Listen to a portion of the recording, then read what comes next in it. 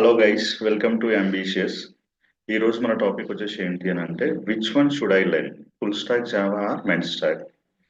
So అసలు ఈ full stack Java అంటే ఏంటి, మెన్ స్టాక్ అంటే ఏంటి, ఎక్కడ యూజ్ చేస్తాం మనం ఇది. సో ఈ ఫుల్ స్టాక్ జావా నేర్చుకుంటే శాలరీస్ ఎలా ఉంటాయి, మెన్ స్టాక్ నేర్చుకుంటే శాలరీస్ ఎలా ఉంటాయి, ఫుల్ స్టాక్ జావాలో అండ్ మెన్ స్టాక్ లో ఫ్యూచర్ ఎలా ఉంటుంది. సో వీటితో స్టార్ట్ చేస్తే, సో నాకు కొంతవరకు ప్రోగ్రామింగ్ నాలెడ్జ్ ఉంది. సో నేను ఏది స్టార్ట్ చేస్తే బెటర్. సో నాకు కోడింగ్ అంటే భయం ఉంది. ఈ భయం ఉన్నప్పుడు నేను ఐటీ ఇండస్ట్రీలో వర్క్ చేయాలనుకుంటున్నా. నాకు కోడింగ్ అంటే భయం ఉంది. సో నేను ఇందులో ఏది స్టార్ట్ చేస్తే ఈజీగా ఎంటర్ అవ్వగలుగుతా. సో ఎవ్రీథింగ్ మనం ఈ వీడియోలో డిస్కస్ చేద్దాం. సో ఈ వీడియోని ఎండ్ వరకు చూడటానికి ట్రై చేయండి. డెఫినెట్ గా మీకు కావాల్సిన అన్ని విషయాలు ఈ వీడియోలో డిస్కస్ చేద్దాం. రైట్. సో ఈ full stack Java and MEAN stock ఈ రెండు కూడా మనం వెబ్ అప్లికేషన్స్ ని బిల్డ్ చేయడానికి యూజ్ చేస్తాం అనమాట. సో వెబ్ అప్లికేషన్స్ అంటే ఏంటి, ఇప్పుడు ఒక Amazon, Flipkart, so Facebook, like Amazon prime, Netflix, so ఇట్లాంటి వెబ్ అప్లికేషన్స్ ని బిల్డ్ చేయడానికి మనం ఫుల్ స్టాక్ జావాని యూజ్ చేస్తాం, నేను మెన్ స్టాక్ ని యూజ్ చేస్తాం. దీంట్లో ఏది ఏది యూజ్ చేసి అయినా సరే మనం అట్లాంటి వెబ్ అప్లికేషన్స్ ని బిల్డ్ చేయొచ్చు అనమాట. సో మరి ఇందులో ఏది నేర్చుకుంటే బాగుంటది అని అంటే, సో ఈ ఫుల్ స్టాక్ జావా ఏంటి అని అంటే మాక్సిమం కొన్ని పెద్ద పెద్ద MNCs, product based companies use చేస్తే, ఈ మెన్ స్టాక్ వచ్చేసి ఏంటి అని అంటే చిన్న కంపెనీస్ నుంచి వెళ్ళి మిడ్ రేంజ్ కంపెనీస్ ఎక్కువ యూజ్ చేస్తుంటాయి అనమాట. సో ఎందుకు అని అంటే ఇక్కడ ఈ ఫుల్ స్టాక్ జావాని యూజ్ చేసి, అంటే ఫుల్ స్టాక్ ఎంటర్ప్రైజ్ అప్లికేషన్స్ పైన ఎక్కువ వర్క్ చేస్తాం అనమాట. ఫుల్ స్టాక్ జావాని యూజ్ చేసి లైక్ బ్యాంకింగ్ కానీ, ఫినాన్స్, లైక్ హెల్త్ కేర్, ఇట్లాంటివన్నీ కూడా మనం ఇట్లాంటి అప్లికేషన్స్ అన్ని, బ్యాంకింగ్ లాంటి పెద్ద పెద్ద అప్లికేషన్స్ అన్నింటిని కూడా మనం ఫుల్ స్టాక్ జావాని యూజ్ చేసి చేస్తాం అనమాట. ఎందుకంటే అక్కడ స్కేలబిలిటీ, సెక్యూరిటీ అనేది కొంచెం బాగుంటది కాబట్టి డెఫినెట్ గా మనం జావాని యూజ్ చేస్తారనమాట మాక్సిమం.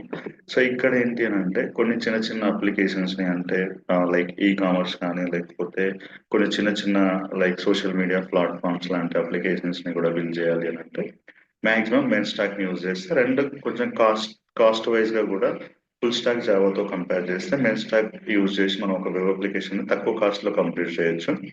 సో అందుకోసం ఇది కొంచెం చిన్న క్లయింట్స్ నుంచి వెళ్ళి ఆ, చాలా మంది అంటే ఆ, చిన్న క్లయింట్స్ కానీ, ఒక మిడ్ లెవెల్ క్లయింట్స్ కానీ, వీళ్ళందరూ ఏంటి అని అంటే మెన్ స్టాక్ ని చూస్ చేసుకుంటారు అనమాట. మెన్ స్టాక్ చూస్ చేసుకుంటే కొంచెం తొందరగా అప్లికేషన్ అయిపోతుంది, కొంచెం స్పీడ్ ఉంటుంది అని చెప్పేసి సో మెన్ స్టాక్ చూస్ చేసుకొని చేస్తారు. సో ఇది ఎక్కువ కూడా ఇవి స్టార్ట్అప్ నుంచి వెళ్ళి మిడ్ లెవెల్ కంపెనీస్ లో ఎక్కువ యూజ్ చేస్తారు. ఎంఎన్సీస్ లో కూడా యూజ్ చేస్తారు మెన్ అని, కొంతవరకు తక్కువ అన్నమాట, తక్కువ యూజ్ చేస్తారు.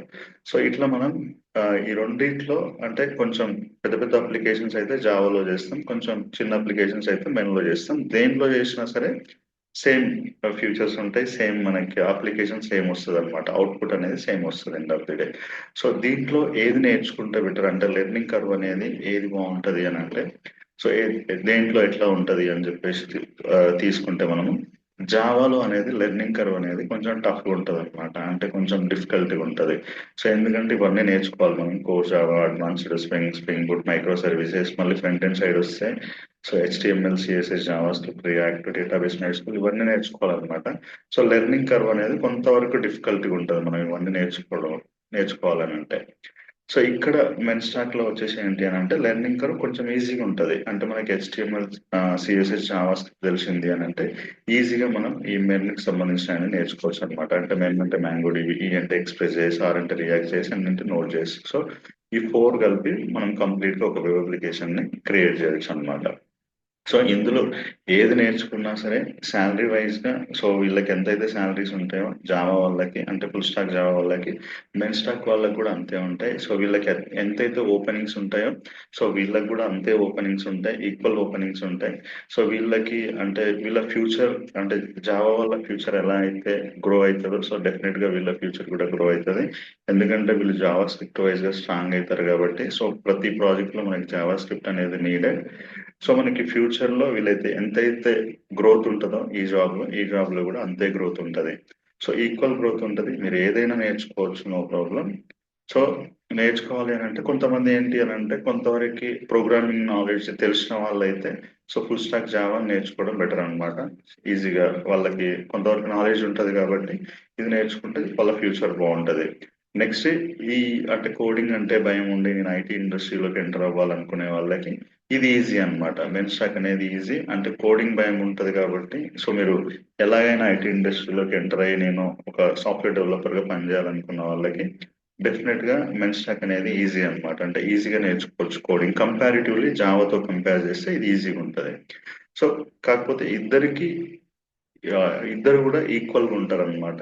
సో శాలరీస్ వైజ్ గా కానీ లేకపోతే ఫ్యూచర్ వైజ్ గా కానీ లేకపోతే సో సేమ్ అప్లికేషన్స్ ని బిల్డ్ చేయొచ్చు అనమాట, దీంట్లో అయినా దాంట్లో అయినా. కాబట్టి మీరు ఏది నేర్చుకున్నా పర్లేదు. మీకు ఒకవేళ కోడింగ్ భయం ఉంటే మెన్స్టాక్ స్టార్ట్ చేయండి. కొంతవరకు ప్రోగ్రామింగ్ తెలిసి ఉంటే మాత్రం జావాతో స్టార్ట్ చేయండి. సో రెండిళ్లలో ఫ్యూచర్ బాగానే ఉంటుంది అనమాట. సో ఈ రెండు టెక్నాలజీస్ ని కూడా మన అంబిషియస్ లో మనం కంప్లీట్ గా ప్రాజెక్ట్ పైన ట్రైనింగ్ ఇస్తాం అనమాట. అంటే 80% ప్రాజెక్ట్ పైన 20% థియరిటికల్ గా మనం ట్రైనింగ్ ఇస్తాం. So end of the day అంటే ఇందులో ఏది నేర్చుకోవాలన్నా సరే 6 months ప్రోగ్రామ్ అనమాట. ఇది 6 months, ఇది 6 months. సో ఈ 6 months లో మీరు కంప్లీట్ గా ఒక 2 వెబ్ అప్లికేషన్స్ పైన వర్క్ చేస్తారు. మీరు ఇక్కడ అంటే ప్యారలల్ గా ట్రైనింగ్ తీసుకుంటూ మీరు ట్రైనింగ్ లో ఏదైతే నేర్చుకున్నారో దాన్ని లైవ్ ప్రాజెక్ట్స్ పైన ఇంప్లిమెంట్ చేస్తూ నేర్చుకుంటారు అనమాట. So end of the day ఏంటి అని అంటే మీరు ఇక్కడ 6 months కోర్స్ అయిపోయేసరికి మీ చేతిలో ఈజీగా 2 to 3 years ఎక్స్పీరియన్స్ మీ చేతిలో ఉంటుంది అనమాట. అంటే అంత నాలెడ్జ్ మీరు గెయిన్ చేయగలుగుతారు. సో ఎవరికైనా ఇంట్రెస్ట్ ఉంది అని అంటే డెఫినెట్ గా డిస్క్రిప్షన్ లో ఇచ్చిన ఫోన్ నెంబర్ కి కాంటాక్ట్ అవ్వండి. ఇంకా మోర్ డీటెయిల్స్ తెలుసుకోండి. రైట్. Thank you guys.